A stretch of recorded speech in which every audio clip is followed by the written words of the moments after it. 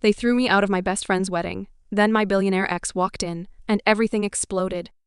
Before we dive into my story, hit subscribe so we can keep sharing these untold, life-changing stories together. I glance at my phone. 15 minutes until Hannah walks the aisle. 15 minutes until the world, or at least this little curated corner of it, sees her in the way she's been dreaming since college. My ribs feel cinched with invisible wire, each breath a counted currency I can't afford to waste. I've been holding this inhale for months now, pretending it's all fine, that this day won't cost me more than my bank balance has already bled. But my lungs know better. I smooth the folds of my sage green dress, careful not to snag it on the chipped silver bracelet circling my wrist.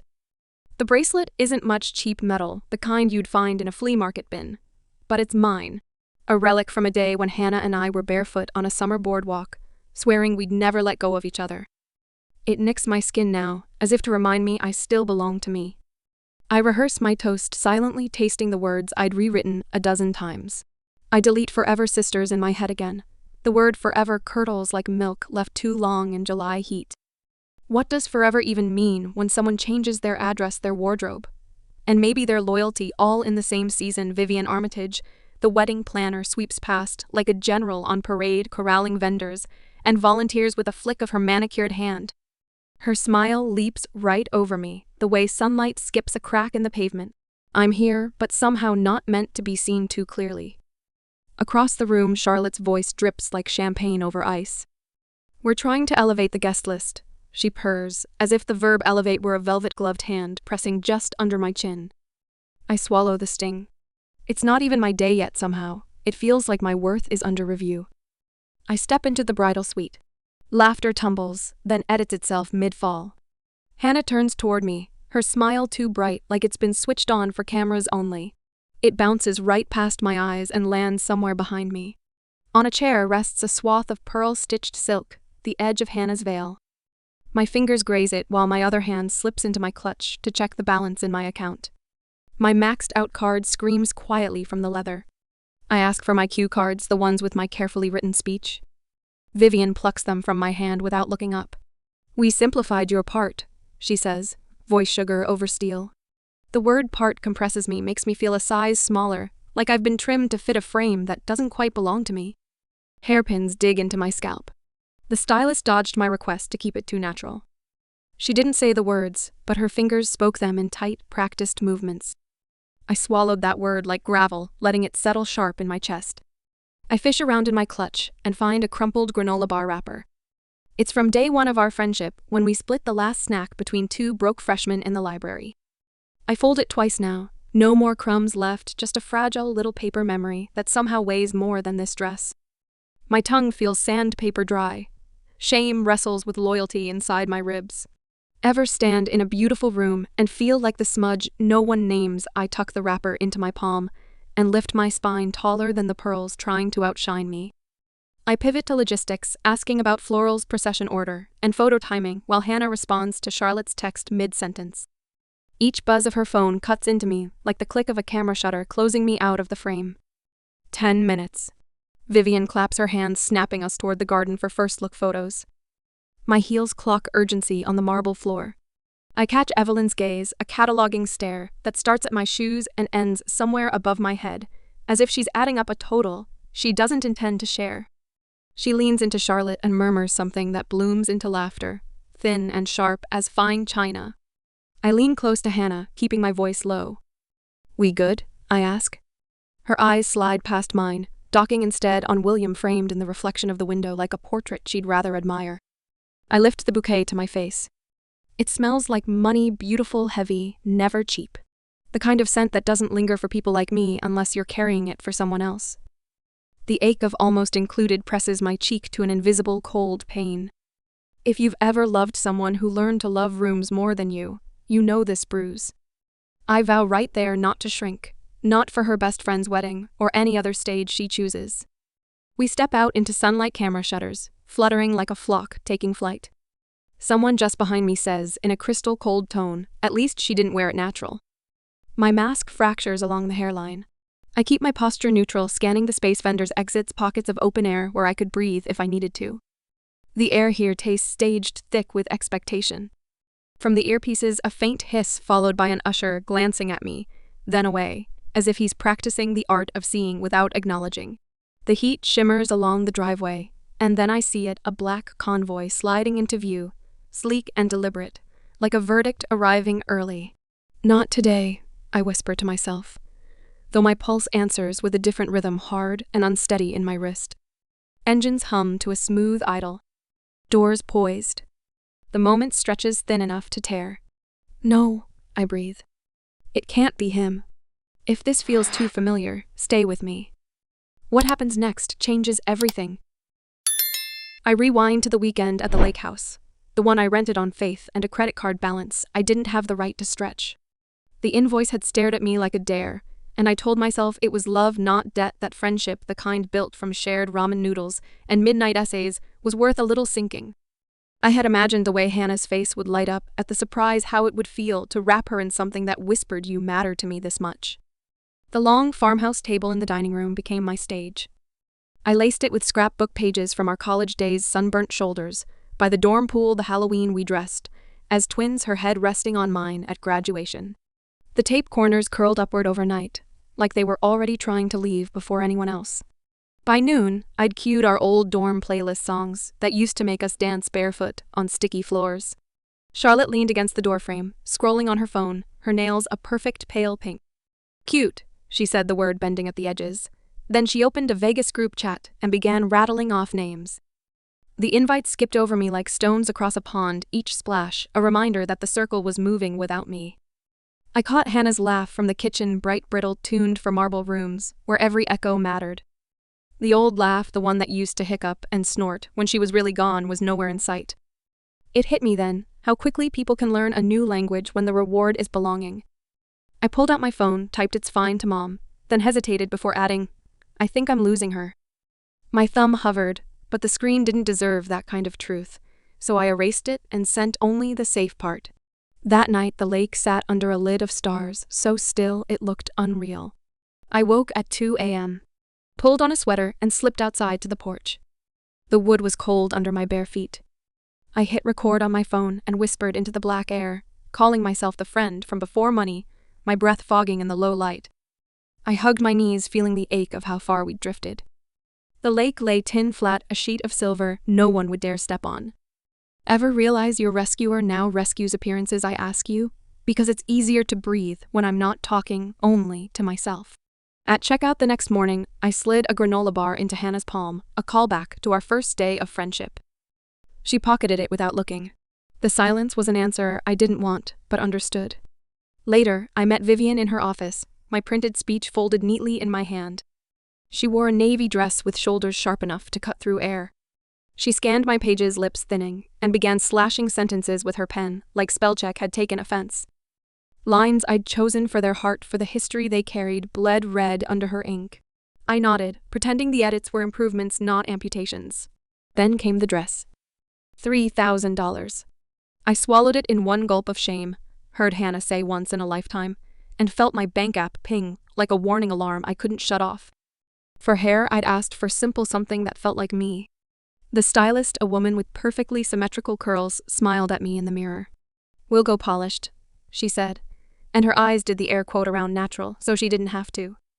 The rehearsal dinner was at a country club that smelled faintly of lemons and money. Evelyn's toast floated above the table, each word dipped in old wealth. She slipped good breeding into her speech like it was perfume no one dared cough at. My fork paused midair. William stood in the corner, pitching Langford Helios under a portrait of his father. The man in the frame looked down on us with eyes that had probably never been told no. Legacy and hope stared each other down, and hope lost. Later, I ducked into the hallway to breathe. That's when I heard Charlotte murmur, "Is Naomi comfortable with the photo aesthetic? I didn't need translation." In the bathroom, I stood in front of the mirror, practicing my toast. A stall door slammed, and the echo carried a pair of voices making charity invite jokes. The marble walls sent them back to me, each word sharper on the return. I pressed my palms to the cool porcelain of the sink, feeling my heartbeat tap out a kind of Morse code I didn't want to decipher. If your identity was ever the punchline, I tell you, you know the heat that climbs your neck. I wiped under my eyes, smoothed my dress, and told myself I'd show up anyway for the girl who once split a granola bar with me, when I had nothing else. The next week, I tried on the dress again. A seam bit into my rib, sharp enough to leave a mark. I breathed, shallow, afraid the fabric would hear me break. Bills stacked themselves like judgment in my inbox. I moved numbers between accounts, paid 3 late, and told myself weddings were forgiveness economies you give. Now it comes back later. I sent Hannah a selfie from the fitting room. She hearted it, then replied to Charlotte in the same breath. When the program draft landed in my email, my title had been trimmed from Speech by Naomi Johnson to Remarks. My name had been moved to a smaller font tucked neatly under decorative swirls. On the morning of the wedding, I put my phone on airplane mode 5 hours before the ceremony. I didn't want anyone to hear the sound of my voice folding itself flat and calm. Back in the sweet champagne corks popped like celebratory gunfire. Vivian stood in the doorway, clapping her hands once. "Photos," she said, and just like that, I became movement instead of a person. In the reception hall, I caught Evelyn adjusting a place card by 2 inches. Power lived in inches here, and I was still learning the measurement. I touched the silver bracelet on my wrist, a promise to myself that it would never wear chains it didn't choose. As I stepped toward the garden for pictures, Vivian's voice cut through the chatter, low and precise. "If she speaks again, remove her from frame." The words slid under my skin like ice water. My heel hesitated on the tile. And just like that, the story tipped.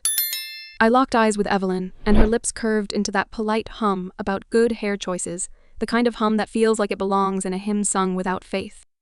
Her tone was syrup over steel, the way some women speak when they've already decided you're an interloper. Beside her, Charlotte lowered her eyes just enough to hide the spark of amusement, and snorted into her manicure like my presence had just become the best gossip she'd tasted all day. The scent of expensive polish drifted up, mingling with the heady perfume of roses that lined the marble hall, but none of it could mask the faint, acrid sting of humiliation, warming the air between us. The marble floor under my heels gleamed so brightly it almost felt wrong to stain it with what was happening. My steps pressed into it anyway, each one an act of defiance, each click echoing like a dare. The chandeliers above scattered light across my dress, but the shine couldn't cover the slow, quiet unraveling of my place here, a place I'd held onto for 2 decades now, fraying in real time. I reached for safer ground, something neutral, something that wouldn't tip this already tilting moment into collapse. Veil or no veil, my voice came out lighter than I felt, a fragile thread of civility stretched over a pit. But Vivian, oh Vivian, didn't let it land. "We've decided," she cut in her tone, slicing my sentence clean in half the way a sharp knife takes the heart out of fruit. "Sticky. Unwanted. I'm standing right here." The words left my mouth sharper than I planned, clicking against the marble like a dropped ring, small enough to be overlooked by the careless but loud enough to snag the ear of anyone paying attention. My gaze searched the space for Hannah. My Hannah, the girl who once split a bar tab with me, when we had $10 between us and laughed about it all the way home. She was near the bouquets, fingers brushing petals as if the answers to life's hardest questions might be folded into the veins of a lily. She didn't look at me. Not really. And in that moment, my mind became a ledger. I tallied it, all the hours, given the credit card limit bruised from covering dress fittings and hair trials, the midnight edits to her speech. The countless smiles I'd offered that took a little piece of me each time. All of it recorded and stomped in my memory. I asked the smallest question I'd ever asked, but one that felt like it could rearrange entire worlds. "Do you want me to leave?" My voice barely disturbed the air, but the silence that followed did. It wasn't just empty, it was complicit. The kind of silence that politely nods instead of speaking truth. Behind me, William's voice rolled forward, calm and unbothered, like a man used to delivering verdicts with no appeal. "Escort her out." 2 syllables, 1 verb that erased 20 years of nouns, friend, sister, ally. Something inside me shifted. If they were going to kick out a black woman, they were going to watch her stand tall enough to cast shade on the garden they thought was theirs alone. I tasted metal. Pixels began to bloom at the edges of my vision, and the air thinned until it was nothing but a fraying thread I could barely pull into my lungs. Have you ever felt yourself inching toward apologizing for simply existing, just to keep your seat at a table that reflects that ache to shrink yourself, so you fit their comfort? It's poison? I said no. 1 syllable. All spine. The aisle stretched out ahead of me, longer than any church I'd ever walked down, longer than any courthouse corridor where truth feels delayed. Every face turned toward me. Some wore pity, others curiosity, but all watched as if I'd become an exhibit in a place where I once belonged. And pity sprouts in shade like fungus, soft, choking, impossible to uproot once it takes hold. I counted 32 steps to the exit. At step 20, my mascara broke rank 2 black rivers running down my cheeks. I let them. They were headed for freedom, too. Step 25 brought me to a mirror. My updo sat obediently in place, but my eyes refused to follow. They looked like they belonged to someone who had stopped asking for permission. My fingers found the bracelet on my wrist, the silver warmed from my skin. My pulse beat against it, not for them, not for this moment, but for me. I felt her then, the child me tugging gently at my sleeve. "Did we do something wrong?" she asked, her voice small and tremulous the way mine used to be. Tell yours that dignity isn't a dress code. That worth isn't measured by the comfort of those who never wanted to see you fully. I pushed forward into the sunlight, the kind that didn't score my value against a checklist. No one dared to show me. The gravel crunched under my heels, each stone a tiny, uneven affirmation. The air smelled of freshly cut grass and uninvited honesty, sharp, clean, unwilling to be contained. Behind me, footsteps quickened. A hand hovered near my elbow. Its grip implied not yet delivered, the kind of touch that pretends to guide but aims to control. I shifted sideways, letting it land on nothing but air. A guest's whisper followed me out. "Is she staff?" I caught it and let it dissolve before it could land. The photographer mid-frame lowered his camera. Shame crossed his face, a flicker of recognition that the shot he'd almost taken was the kind that tells too much truth. From somewhere deeper within the grounds, a bell rang, the 5-minute warning for the ceremony. Time, cruel and steady, kept moving even when people didn't. Then the low purr of engines. A sleek convoy glided to the curb, sunlight catching on the black paint and slipping off as if it knew not to linger. The valets scattered like startled birds, their hurried steps loud against the manicured drive. I froze. My breath caught on the sight of the lead car, the door lifting in a slow, deliberate arc. From its shadow stepped a silhouette, tailored mercy, quiet threat, and expensive calm wrapped in charcoal wool. My mind supplied the name before my lips could. If it's Alex Rhodes, I thought the room will remember its manners. And somewhere inside that thought, my spine remembered its own. Security stiffened, the shape of their bodies changing, as if the air itself had shifted. Earpieces crackled with a static urgency, and someone said his name the way you announce that the weather has turned. Across the stretch of asphalt, his eyes found mine. Her billionaire ex, my billionaire ex, read the story on my face faster than any caption ever could. "Naomi," he said. Just my name. And the day changed temperature. If you're still here, hit that like and subscribe, because this story, it's only just getting started. I don't touch him. He doesn't touch me. The air between us feels like a medic in the middle of a battlefield, desperately stitching composure between two people who used to know exactly how to stand next to each other without thinking. His gaze is level, unwavering, but there's something in the set of his jaw that makes me want to both run and stay still. "Why are you here?" I manage my voice steady enough to pass for calm if you don't know what my ribs feel like right now. "Helios," he says, and the single word seems to carry its own weather, hot wind, sudden shade, a storm building over a horizon you thought was clear. Behind me, I hear security's clipped tones repeating the phrase they've been given bride's request. Each syllable slices closer. Out of the corner of my eye, I see Alex's jaw notch, the subtle shift from courtesy to steel. I plant my heels on the gravel. Whatever happens next, I will not look like I've been escorted out of myself. "They called me Charity," I say. My voice doesn't crack. It's quiet, but the weight of it feels like it could punch through marble. I watch his expression shift, not the dramatic flair people expect from a man like him, but something sharper, quieter. He files the word away like evidence in a fireproof box, something to be retrieved later and acted upon with precision. I clock Evelyn approaching. PR smile, steel eyes. She's flanked by a Rhodes PR aide and a legal counsel, whose expression is already scanning the chessboard, triangulating optics, anticipating headlines, measuring damage control in column inches and hashtags. In that moment, I see it all layered like glass panes, guest optics, vendor control, money levers. Silk gloves over brass knuckles. The power here isn't loud. It's whispered, negotiated, and sealed in rooms the rest of us never get to see. And still, underneath the humiliation and the noise, there's a tang in my mouth that tastes like future justice. Citrus, clean, sharp enough to make my teeth ache, making my pulse drum for truth.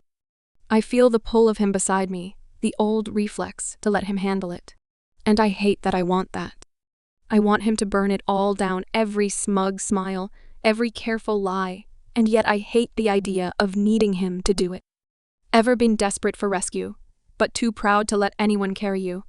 I step forward just half a pace, enough to signal that, if he's going to fight, I'm not standing behind him.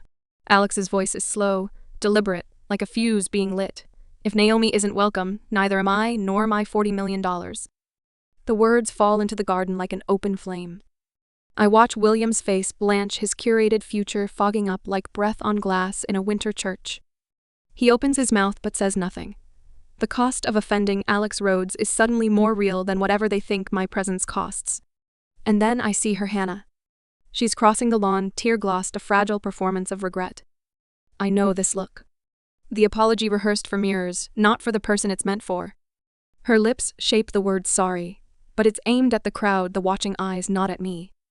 Sorrow with stage directions isn't repentance, it's theater. You haven't been my friend for a long time, I tell her, my voice as flat and final as stone. And I feel that sentence set in me permanent, like poured concrete. Without looking for permission, I take Alex's arm. Not in surrender.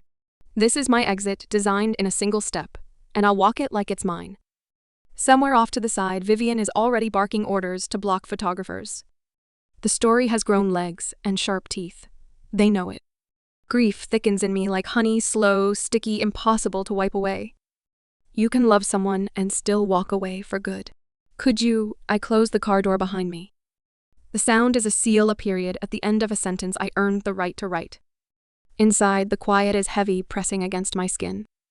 My breath scrapes my ribs each inhale and exhale, dragging up memories in reverse granola bars, eaten over spreadsheets, midnight edits. No one noticed the tax on every smile I ever forced here. The silence hurts, but it's the kind of hurt that tells you you're finally healing. I let out a breath that feels like it's been locked in my body for years.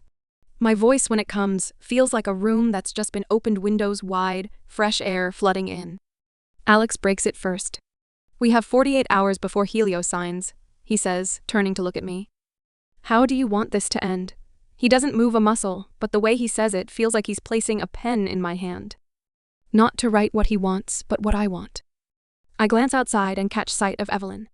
She's already on the phone, lips pressed into a thin, bloodless line, recalculating the Empire's math around my name. I nod once, slow. Whatever revenge will mean, I will decide it here. The car begins to roll. Outside, the asphalt unwinds like a tape we're recording over each second, erasing what they tried to write for me. And somewhere deep inside, under the anger and the ache, I feel it, the shape of a new story forming. If you're still here, I think, glancing at you, you already know why I can't look back. So come with me through these 48 hours. The neon diner sign flickered in half-broken rhythm, throwing pink light across the hood of Alex's car. I told him to park there, not because the food was good, but because the place was anonymous. The kind of corner where no one took pictures, and the staff had seen too much of everything to care who walked in.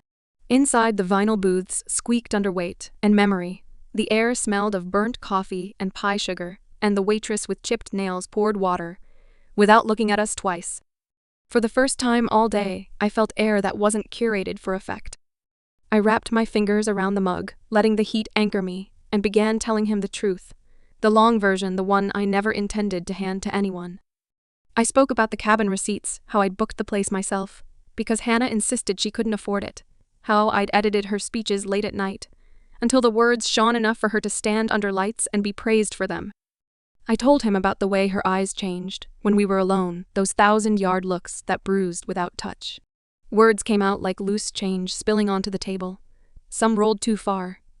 But I didn't chase them. Alex listened without interrupting the steam from his coffee, curling between us like a question he refused to ask too soon. When I finally stopped, he leaned back the booth's cushion, sighing beneath him. Then he told his. He spoke of code switching through marble rooms, smiling until his jaw ached, playing the part of a man they wanted, until the performance cracked. Money came, yes, but the echo stayed. Even surrounded by luxury, he was always calculating exits like the walls could remember. I told him I wouldn't be his redemption arc. My life was not a cautionary tale that existed so a man could be rewritten in brighter ink. He nodded, the movement slow and deliberate, like that boundary was the point all along. My palm pressed against the cool glass of the window, and outside the city smeared into streaks of silver tears. Ever want justice so bad you can taste metal? I wanted to ask the world. But instead I spoke to you, the one who's been here quietly tasting the same metallic truth. My revenge isn't their ruin, I said more to myself than to him. My revenge is my life. The waitress slid a slice of pie onto the table between us, her apron brushing the edge of my sleeve. I set my terms. No savior narratives, no press theater, no white knight speeches. I wanted work over spectacle, reality over photo ops. If anyone was going to tell my story, it would be me. Alex considered this, then countered.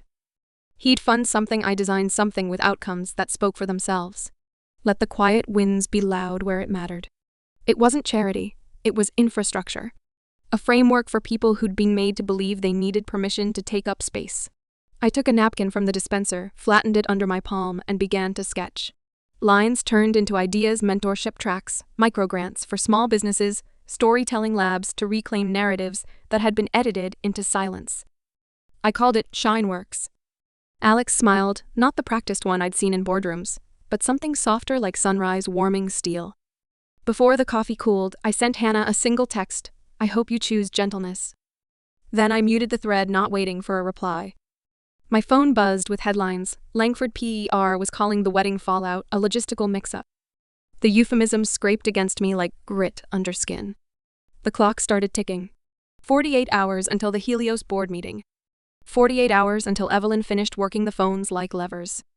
48 hours until the chance to decide what this all meant was gone. A voicemail from Vivian blinked on my screen. "We'd love to host your nonprofit gala." I deleted it without listening to the rest. I could hear the rental tone in her voice even from the transcript. I went home and sat on the floor, my dress pooling like she'd skin around me. The room smelled of hairspray and truth. What if healing isn't pretty? Just honest, I asked you, because I've learned that the people who need to hear it aren't always in the room.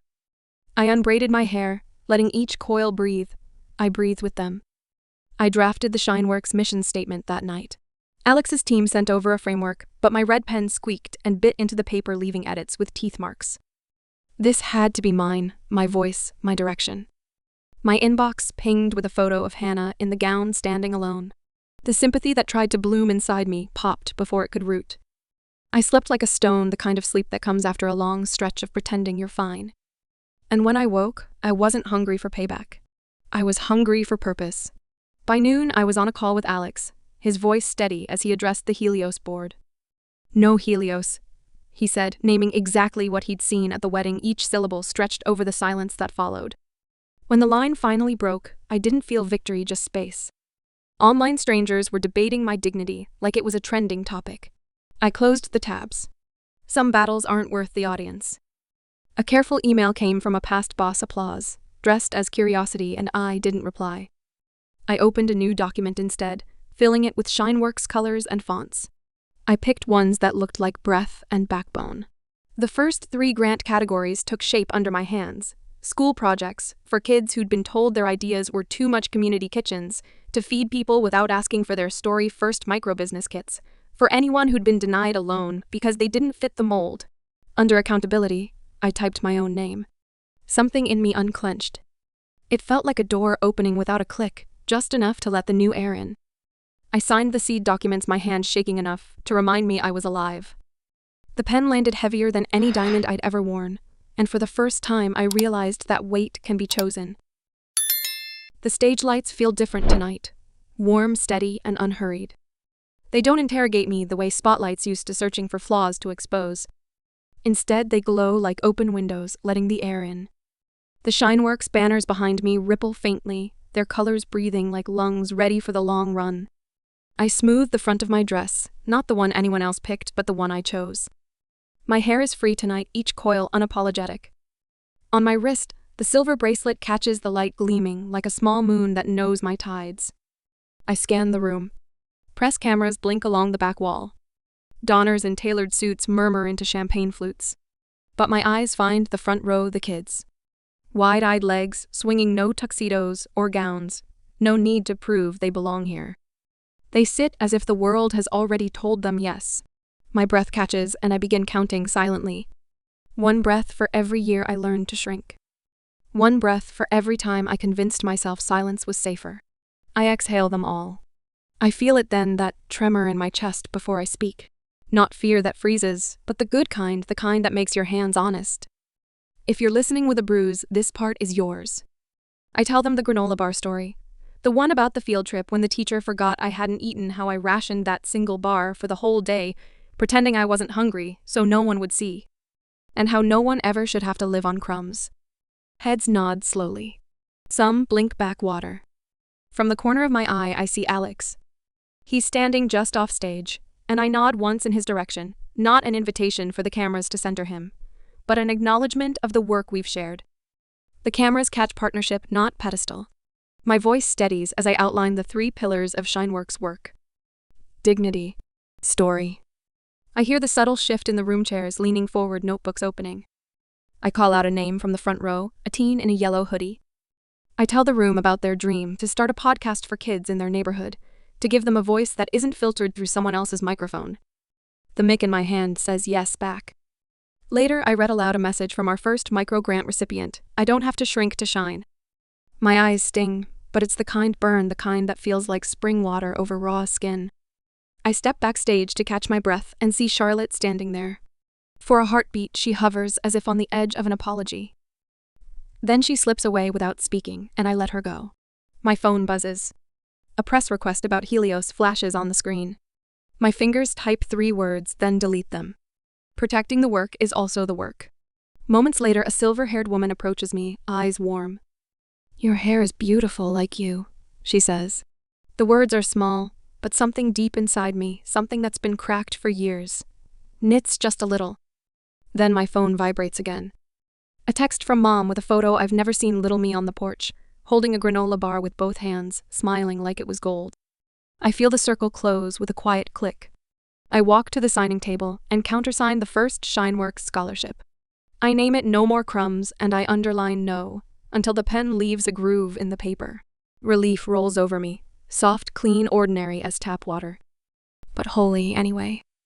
If you needed permission to choose yourself, take this. Because when they show you their rooms and their rules, you can build your own house instead. Later, I step out onto the balcony. The city stretches wide below, constellations of street lamps spilling into the horizon.